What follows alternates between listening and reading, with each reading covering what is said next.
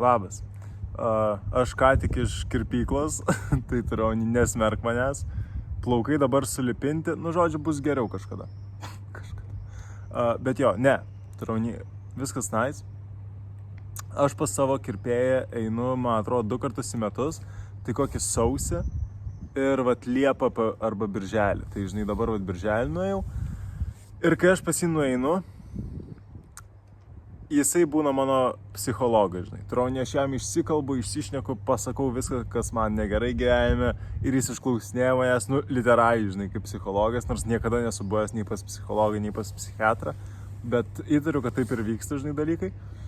Ir tiesiog, žinai, jisai manęs išklausinėja, visą išklauso. Svarbiausia, kad jis manęs išklauso, aš ten pasiskundžiu jam viskuo. Ir žinai, tiesiog kažkaip mes šiandien kalbėjom ir sakau, kad mano metai labai tokie kažkokie neįsivažiuojantis ir kad aš nesu laimingas savo metais, aš nesu laimingas dabar savo gyvenimo, aš nesu laimingas savim ir žinai, kad aš nepasitikiu savim ir aš jam žodžiu išvardinau viską, ką tik įmanoma išvardinti apie save.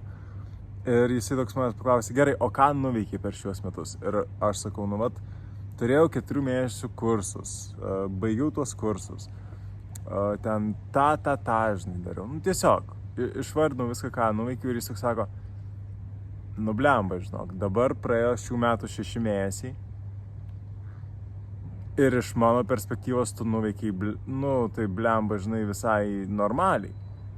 Ir sako, iš tų 6 mėnesių 4 mėnesiai užėmė tavo kursų, tu tobulėjai, tu nestovėjai vietoj, žinai, tu vis tiek kažko išmokai, buvai ten, kur tau reikia būt.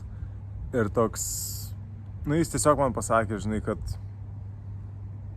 jam atrodo, kad mano metai eina geriau, negu man atrodo, žinai. Ir aš tiesiog pagalvojau, ar aš tiesiog labai taip žiūriu prastai savo metus ir prastai savo gyvenimą ir ar tik todėl, kad aš galvoju, kad aš blogai gyvenu, žinai, tik todėl ir aš toliau blogai gyvenu. Nežinau, čia toks, man tiesiog įdomu labai pasidarė, kad, žinai, man atrodo, kad aš iš tikrųjų neprogresuoju ir aš stoju vietoj ir man tiesiog yra liūdna kasdieną. Ir pasakau savo kirpėjai tokius dalykus, žinai, pasakyčiau dar kažkam tokius dalykus ir gal iš tikrųjų žmonės tokie sakytų, tu varai, tu progresuoji, trada.